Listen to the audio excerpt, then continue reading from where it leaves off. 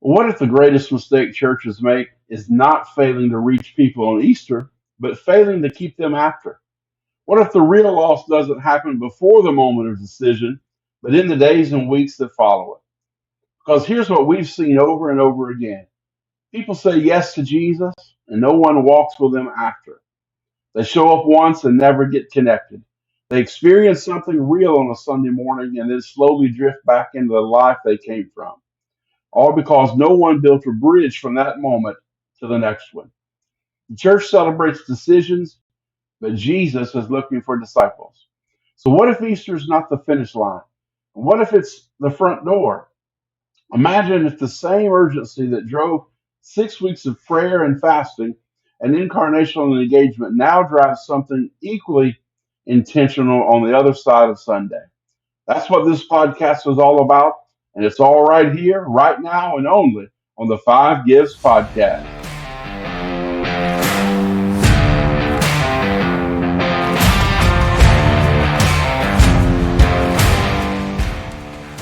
You're listening to the Five Gifts Podcast, a weekly show designed to equip leaders in the Spirit-filled church.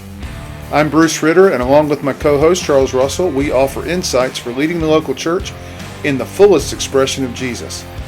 If you're interested in learning more about practical theology, the gifts of the Spirit, and spiritual disciplines, this is the show for you. Welcome to the Five Gifts Podcast.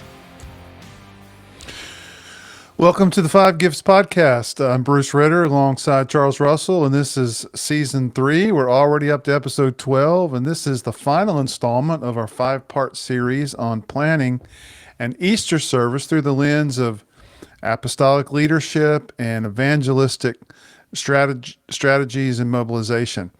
I want to welcome everyone today. It's Monday for us. It might be a different day of the week when you're catching this. We're glad, in any case, that you've joined in.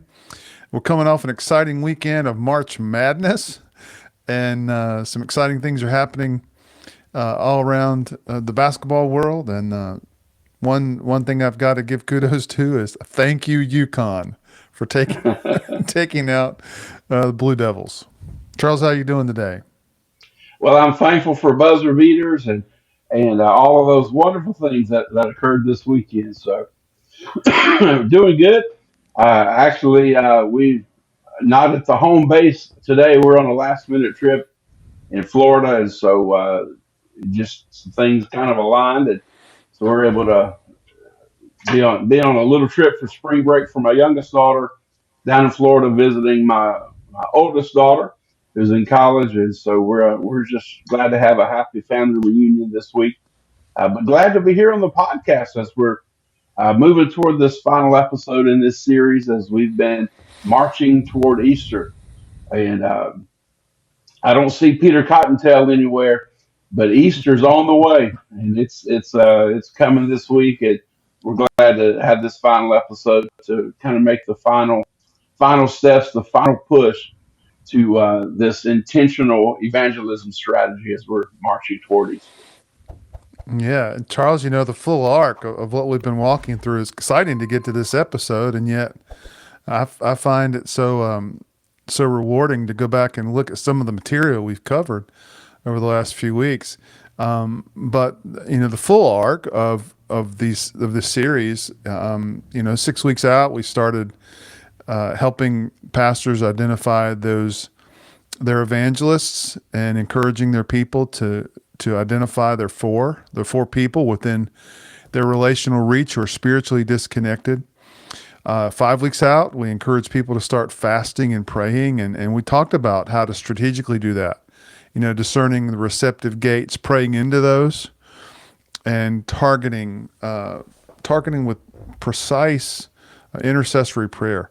And 4 weeks out, we began engaging people moving out from intercession into incarnation.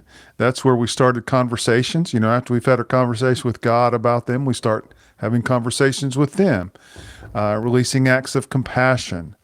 Again, the things that build relational trust, that make an invitation mean something. And then 2 weeks out, we talked about discerning readiness and extending those moments of the Spirit's alignment, those invitations, with genuine urgency and without pressure. But now we're in the final week, and we're going to talk about this final week as well as some things that need to be on the table beyond that. And so we're going to move in about three directions today. First, we're going to talk about what it means to contend spiritually in the days immediately before Easter. Because resistance, Charles, I know you're aware of this, resistance intensifies as breakthrough approaches. And so we want to be praying into that. Secondly, we want to talk about Easter Sunday itself, the systems that need to be in place for your harvest moments to actually function as one enterprise, working together to make that day not only meaningful but life changing. And third, we want to talk about what comes after Easter, because the 48 hours that follow your Easter Sunday service may be the most important window of the entire 6-week process.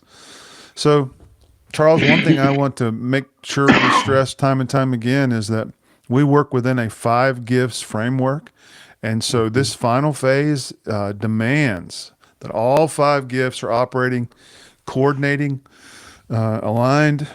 And so, it's the apostolic leadership is holding that system, encouraging the process. Prophetic leadership is sustaining the right spiritual atmosphere through the finish. That means continuing to pray. Evangelistic leadership is the urgency and the passion that's carrying this forward. Again, pastoral leadership catches and shepherds the people who respond, ministers to their needs. And then the teaching leadership is already thinking about how do we equip them for this new life that's ahead of them. So this really is the whole body functioning together. I think at its highest expression. Absolutely, absolutely. This is, like you said, Bruce, all 5 gifts converging and working together for this moment, if you will. So, but most leaders, if we're not careful, we can treat this final week before Easter simply as a logistics week. We can get caught up in technical rehearsals, volunteer coordination, the flow of the service, and the list just goes on and on and on. It never seems to be completed. And all of those things are important and they matter. Uh, but underneath all of that, something else is happening. And if your leadership doesn't recognize it, then you'll probably be well prepared structurally, but caught off guard spiritually. So let's talk about contending for breakthrough in this final week towards this push for Easter. As Easter approaches, resistance often it increases, and so people who were kind of open, suddenly become distracted. People who were leaning toward a yes now all of a sudden start finding reasons to pull back. Conversations that felt like they were moving somewhere now begin seemingly to stall. And your evangelist, that it's possible they could interpret this as a sign that maybe they misread the readiness of the harvest, or that the soil wasn't as soft as they thought. And so, leaders, here's where we have to move in and help our evangelists. We have to train them to understand what's actually happening. This isn't misreading. This is opposition. Darkness is always going to push back. We have to understand that. Anytime we take new steps of faith forward, we've got to understand that darkness is going to resist and is going to push back. And so spiritual momentum toward a significant decision almost always brings about some kind of spiritual resistance, and your evangelists need to be made aware and need to be well prepared for it rather than surprised by it. So this final week of intercession, it's not a wind down, right? It's really a sharpening. Where the previous weeks of prayer were about releasing kingdom blessing, kind of broadly and discerning those receptive gates specifically. This week, your evangelists are contending for the people in their fore. with focused precision. They're praying against things like fear, the fear that walking into a church for the first time will feel foreign or overwhelming. Praying against distraction, the business that will fill the weekend and make it easy to put off a decision. Praying against spiritual blindness that keeps people from recognizing what God is actually offering them. Praying against the bondage and oppression that has, in some cases, held people back from responding for possibly years. Look, a lot of people they're not rejecting God this week, but they are being held back from responding to Him. And so our evangelists are the ones who truly are standing in the gap, declaring clarity, declaring freedom, declaring divine appointment over people who are closer to a yes than they know. What a great word that we're using here. Our evangelists are contending. They're contending for people. So we it would behoove us as leaders to encourage our evangelism core to reach out one more time this week. Not to pressure, not uh, to kind of tighten the screws on someone or sell a bill of goods, but to confirm, just to a simple confirmation. Uh, hey, just wanted to check in. You still going to be able to make it this week? A simple text, just a small reminder that you're saving a seat, an expression of genuine anticipation. Um, and who knows where the Spirit leads? A prayer spoken directly over the conversation. Something like, you know what, I'm praying for you this week. I really believe something significant is about to happen. Look, we're not advocating for a script here. This is an ambassador acting on authority that they actually carry. Charles, there's so much wisdom in what you're sharing. I think it's important that we prepare our people, for this last week and having a mindset that don't be intimidated by a little opposition, a little pushback. That's normal. And I want to, I'd like to add something to that. I think it's also normal to feel that internal resistance in yourself Hmm. that feels a little hesitant to make that final invitation. So stick in there. Don't, as the Apostle Paul would say, don't grow weary in well doing. Yeah. Keep yourself applied to the work of the ministry. So as you're contending spiritually, you must also build some structural dynamics, and when people do respond, and they will, you need to be ready for it. And so I think there's a harvest moment without a harvest system that we want to avoid, because that allows opportunities to slip through your hands. We're going to direct the conversation more into some structural things just for Easter Sunday. Remember, the Easter Sunday is a harvest moment, and that requires preparation. Nothing is going to happen that day where there haven't been seeds planted and prayers prayed and planning and structure put in place. And so the first system is a clear salvation moment. Don't assume that everyone in the room understands the gospel. There are plenty of people that sit in our seats on Easter Sunday. And if we're honest, I think almost every Sunday, there are people that have been brought there, carried there, invited there on someone else's intercession. And so, there's a real need to be encouraged and to be bold. And this means that their first real exposure to what the Christian faith actually claims and offers. So on that day, make sure you present sin and grace and how to respond with clarity. Remove the jargon. Make the pathway plain. Avoid the Christianese. And then give people a genuine, unhurried opportunity to respond. Not a rush altar call that somehow squeezed between worship and dismissal, but a moment that communicates that this matters. This is important. There's gravity around this moment for you.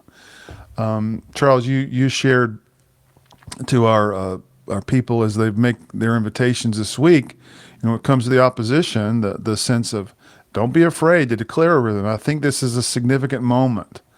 And I Mhm. think we carry that same spirit into the invitation that this matters. And there's a room for you here. This is a significant opportunity for you. So again, that invitation needs to be clear and unhurried. The second system, I think, is being ready for baptism. When people say yes to Jesus, momentum is a gift. So have those next steps outlined for them, make it clear to them, communicate to them. Be prepared to take those next steps immediately or within a few days. Have a clear, simple on ramp to baptism that your team can communicate on the spot. Momentum in new faith is not something to manage slowly, it's something to move with. In fact, this is an on ramp for you to begin to, move people into those initial discipleship stages. I think a third system would be connection. You need to capture names, contact information, and you need to have that system in place and the nature of the decision that was made. Again, it's not for a database, but we need to have some handles for follow up. That allows us to be not only personal but timely. Again, that momentum factor is really important. Those initial moments of a person's profession of faith, that's the moment to begin to encourage them in these new steps. And so think through how this happens practically within your church. You're getting that information through cards, digital forms. We use digital forms in our church. Little QR codes in accessible places on your slide presentation screens, on your LED board, even printed material. Just ways that people know that they can get the information they need. And so you also want to make sure that your people are equipped for those personal conversations with those individuals. Again, whatever fits your environment. But the thing is what matters is that no one who responds on Easter Sunday disappears into anonymity. We don't want that. We want to have the communication clear and out front. And I would say the fourth system, and this really is one of those non-negotiables. We need to have a follow-up team. We need to have people ready to move within those first 72 hours, not the following week, not whenever schedules allow. Now, listen, Charles and I have done a series. This has been a series-long podcast, and this information, it is sequential, and we couldn't give you everything at the beginning. So I get it that you're thinking, man, I don't have much of this in place. Well, don't be discouraged. Just let this be a lesson that these are things you start building now for the next time you do a cycle of 642. But remember, when it comes to follow up, that this is so crucial because within 3 days of your big day, that Easter Sunday, in this case, that is a crucial time. Because people are most open in the hours and days immediately following a significant spiritual decision. And if the church loses presence in that window of time, the world is there to fill it. So make sure that we have that follow-up team built and in place and trained and ready to be deployed for those moments. Charles, it is about excellence. I sound like Brett the Hitman Hart here, the excellence in Easter execution. But it's not about performance quality. It's that matters, and that should be something I think we all strive, because that brings glory to God. That's who we're striving to please. But the bottom line, it's about removing every possible obstacle between a person and a genuine encounter with Christ. So every element of your service should be evaluated through the lens that's looking and answering the question, does this help someone who's never been here before understand what God is offering? And how do I take the next step toward it? So again, a vital part of your Easter Sunday. Man, absolutely. Bruce, I don't mean to put you on the spot. What was Brett the Hitman Hart? What was his? his finishing move. I can't remember. Uh, you're just It bringing up was the great imagery here. Excellence in Easter execution. We need the finishing move. I'm thinking, put the Easter bunny and the devil in a headlock, but I need that Bret Hart finish. I just can't, for the life of me, think of his finishing move. So it was, and I can answer that. It was the sharpshooter. the But when sharpshooter, that's Sting, right. but Sting, one of my favorites of all time, he called it the Scorpion Deathlock. Well, whatever you call it, whether you're gonna sharpshoot it or you're gonna put a scorpion deathlock, excellence in Easter execution. Man, we cover the gamut here on the Five Gifts podcast from We're connected. religious. We're connected. All we, That's we right. we got you covered here, man. Charles, you Uh, and I are men of culture. Everyone needs to know that. we're we're Renaissance men to the highest degree for sure. Well, I had another thought, but I've totally lost totally lost my mind. That rabbit hole into the wrestling world has rattled me a little bit. But I do want to say um, the follow up component to all this is so critical, and like you said, Bruce, that kind of 48 to 72 hour window. It's just so critical to take action and to be involved, to have presence in people's lives, and not to stalk people, but to Mm-hmm. just we've worked so hard to have presence through prayer and intercession and acts of kindness and invitation, and Mm-hmm. now we want to continue that presence with hospitality as people are coming to the Mm-hmm. actual church service, and then follow up and belonging after the service. And so, and you make a great and valid point. If you don't have all these components together, try to sketch something that the church could do, kind of as a temporal or kind of a maybe even a band-aid approach this week, and that you could begin to Mm-hmm. build the system of follow-up for your future big events and future evangelism processes. But I would just say couch all of it in personal interaction, Mm-hmm. and just begin to be intentional in the follow up. I think follow up begins on Sunday afternoon Mm-hmm. of that Easter and continues Monday, Tuesday, and Wednesday, um, with just some simple touches that just remind Yeah. people of our presence in their lives and God's love for them as He's drawing them. Um, Charles, so so if I could just say yeah. one thing about that, you know, we've said this whole time that this is not this process is not, it's not a pitch, it's not a Mhm. marketing scheme. We want it to be authentic and genuine. That's why we have you praying and laboring, you know, for these individuals. These are people in your circle, and as leaders, we need to recognize that. So there needs to be a what I might call a continuity of spirit through the follow up process. That it's genuine. That we want to convey that same servant oriented. We're here for you. We want you to know you have a place in this family. And I think if you hold that value and allow that to drive your follow up to where it's authentic and genuine, you're the better off for it. Yeah, absolutely. And so, as intentional as we've been uh, advocating for us to be in regards to evangelism, bring that same intentionality into the follow up process. And so, which that just brings me to a thought. If leave us a comment. If would an episode, would a series of episodes on the follow up process, would that help you? Would that be beneficial? Leave us a thumbs up or a comment. Let's let us know if that would be something that could be helpful to you and the leadership of the church. Well, even a well executed sharpshooter. I mean, even a well executed Easter Sunday, is I'm getting back on track. That's not the finish line, right?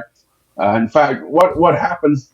We've talked about this 2 or 3 day window, but even expanding that in the next 2 weeks following Easter, it may be more determinative for long term transformation than anything that happens during the service itself. And so, let's talk about some post Easter retention and discipleship. Here's where many churches lose the harvest. It's not through bad intentions, but it's through the absence of a system that catches people after the moment of decision and walks with them into what comes next. So the first 14 days following Easter are critical. Within that window, every person who responded needs three things. All right. So number one, personal contact with someone they already have a relationship with. Um, they need a clear and simple next step that they can actually take. And finally, they need a relational connection to the broader community of the church. So, not a mailer, not a generic follow up email, a person, ideally someone they already know, reaching out and saying, "Hey, man, we're glad that you were there with us on Easter. Here's what comes next, and I'm going to be part of that with you." This is this is where your evangelist uh, shift roles, if you will. Up to this point, they've been intercessors, they've been investors, they've been inviters, ambassadors for 6 weeks. Now they shift roles and become uh, spiritual parents, if you will. The relational investment they made over the course of this process is not something to step back from after Easter Sunday. It's the very thing that makes long term connection possible. So encourage your evangelists to really lean into the existing relationship that's been strengthened and formed up during this process. The person who sat next to someone in church who prayed for them for 6 weeks before that, who showed up with a meal or a conversation or an act of genuine care or kindness, that person is uniquely positioned to walk with them into what follows. So assign some discipleship relationships and small group connections quickly. We want to act fast and act quick to move them from this event of Easter Sunday now into a process of small group relational connections. Don't let new believers navigate their first weeks of faith in isolation. Uh, Transformation happens in relationship. And isolation in the early days of faith is one of the primary reasons people who made genuine decisions they don't remain. And so the urgency that drove the invitation must now drive the integration. Uh, Man, Mm. if I could kind of wrap all that up in simple terms, would be this is the new life, new birth has occurred on Easter Sunday, and now it's time to care for and to nurture this new life. Man, I am the proud father of two beautiful daughters, and both times at the hospital when these girls were delivered, two separate occasions, we were overjoyed, just overwhelmed with emotion, and so filled with gratitude and thankfulness to the Lord for these gifts of new life. And we celebrated and rejoiced, and it was wonderful. Uh, but Bruce, you know what my wife and I did? We actually bundled those girls up and took them home from the hospital. We put them in a car seat and took them to cribs and to rooms and spaces that were prepared uniquely, specifically for them, and we began the lifelong journey of raising these girls up. That's what we're asking. That's what we're asking our evangelists to do.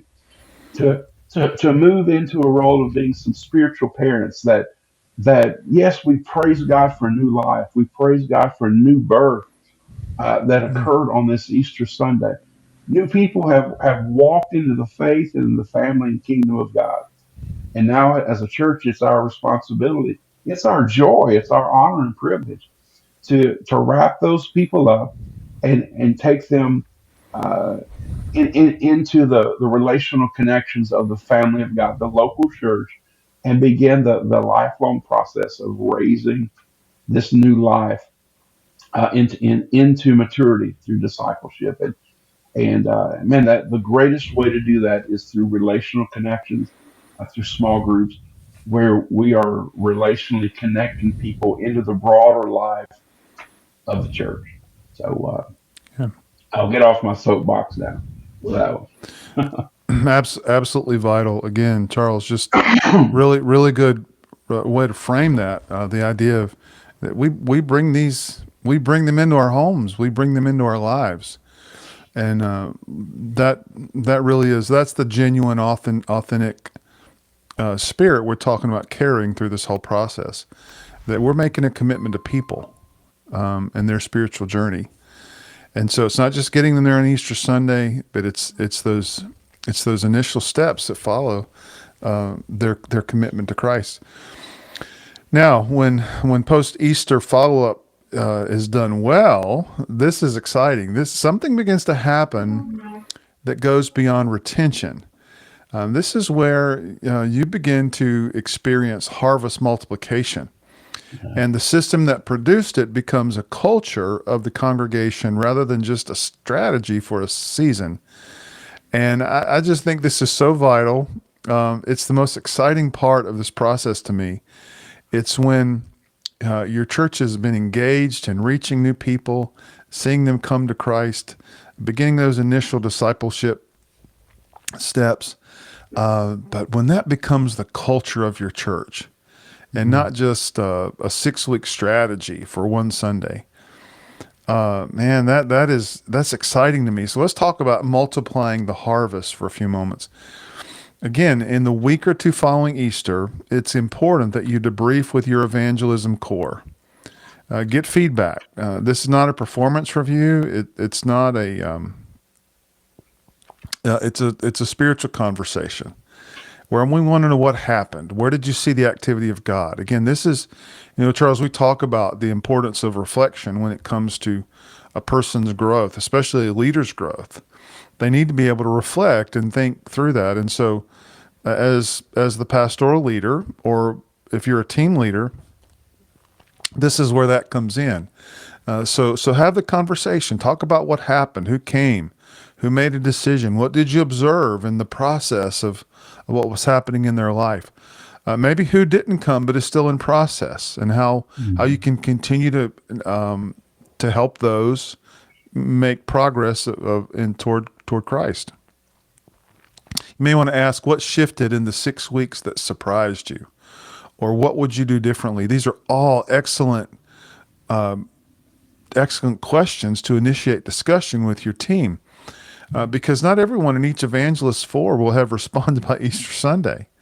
But again, we weren't making connections with them just to get them for one Sunday. We're here to see them make progress and come to faith. And so you want to continue to encourage that process and nurture that. Some were internal seekers at the start of the process, and they're still there, moving but slowly. So we want to help that process along. Some came close, pulled back at the last moment. We talked about the resistance. Some showed up but maybe didn't respond publicly. Remember, none of these people should be abandoned when the Easter season ends. By no means. Keep it up. Keep ministering to them. Keep being the catalyst for one more step in their journey toward Christ.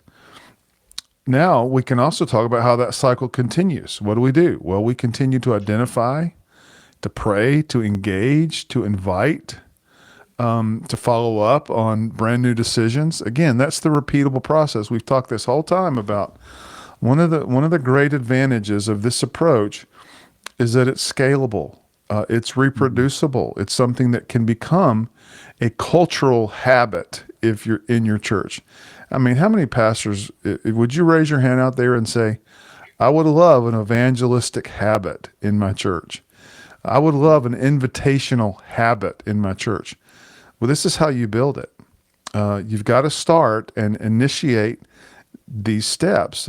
Again, Charles, to me, this is one of those apostolic leadership dynamics. This is where you, as the pastor, really need to make sure you have a hold on this system, and that you're equipping, you're bringing leaders around it, and you're releasing it to your congregation.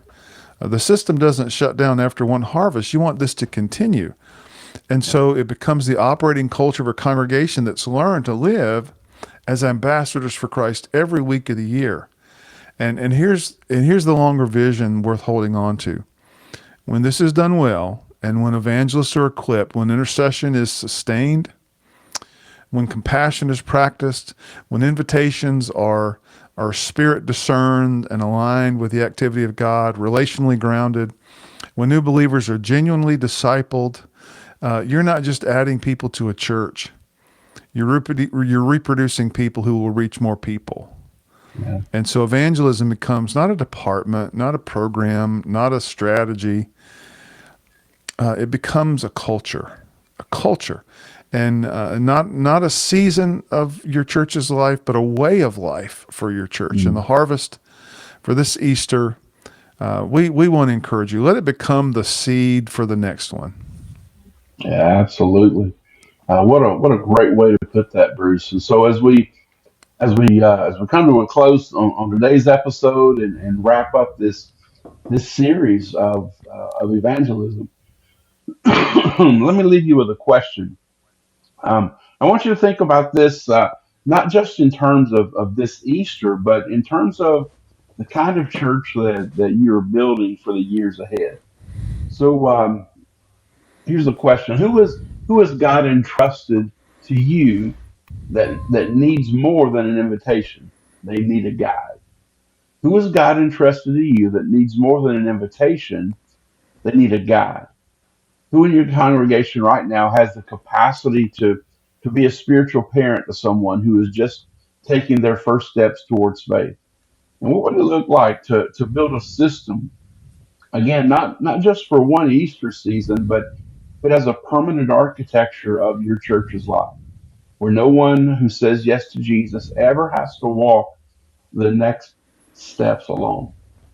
That's the heart of the evangelistic gift at its full expression. Not just reaching people, but truly restoring them, establishing them, and releasing them into the same life of kingdom representation that brought them in. So that's a great question, and a great scenario to think through, individually, Pastor, but also maybe in a team meeting, a staff meeting, a leadership meeting. Pose that question, and let the team begin to chew on that and digest that, and as you begin to kind of form the future of evangelism, uh, where evangelism, like Bruce has so eloquently said, it's becoming a way of life. It's no longer an event. This is the culture of the church. I think that question could really help the team form this kind of culture in the church. Excellent point of reflection, Charles, to leave with our listeners. We also want to encourage you, if the podcast is helpful to you, we want you to like, follow, subscribe, and share it. By all means, share it with other ministers. We think our approach is rather practical. Again, it's reproducible. It fits any church culture.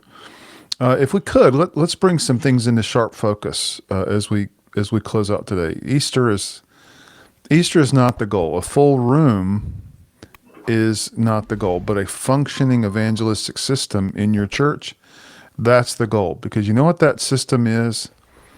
It's made up of disciples. It's made up of people that are doing the works of Jesus, being focused on the priorities of the kingdom. Remember, without the system in place, Invitations don't multiply. Decisions don't get followed up on. And new believers don't become disciples. And what could have been harvest can become a missed opportunity. So we've walked through in this series, again, not just a seasonal strategy, but a repeatable, scalable framework where we identify people intentionally, where we pray with focus and precision. It's where we engage people relationally. We follow up with structure, and we disciple with responsibility. And Charles, I think we've done a really good job. I'm not to pat ourselves on the back, but I think we've done a really good job of laying out the evangelistic gift that builds a culture for evangelism in the church, and not just moments. Well, thank you, Bruce. I needed that affirmation. I was feeling a little low over here on this side of the camera, so thank you. You've done an excellent job too. So I hope you feel the warmth of that affirmation. Well, look, uh, here's the reality. Most churches don't struggle with passion for people, right? What they do struggle with is systems for people. They don't need more desire. What they do need is a design. They need clear pathways, trained leaders, um, defined follow up processes, accountability structures that ensure no one's overlooked. Yeah, so where does your current evangelism process break down? It can be before the invitation, it can be at the invitation, maybe after the decision, because whatever you don't systematize, you're not going to sustain. Yeah, and this is exactly where this is where we like to come alongside leaders through charlesrusselltraining.com, charlesrussellministries.com, or Bruce at coachingcardia.com. We help pastors and leadership teams diagnose gaps in their evangelistic systems, build clear, repeatable pathways, train and activate their people, and create cultures where evangelism and discipleship actually multiply. It's been such a privilege to walk with each of you through this series. And from the 6 weeks of intercession to this invitation strategy to the final charge, again, it's not a program, it's a culture we want to build. And it's a picture of what we believe the church can look like when every gift is functioning, every believer is mobilized, and every lost son and daughter of the Father is being prayed for by name. So we want to encourage you, go contend, go celebrate, and go multiply. And we'll see you next week right here on the Five Gifts podcast.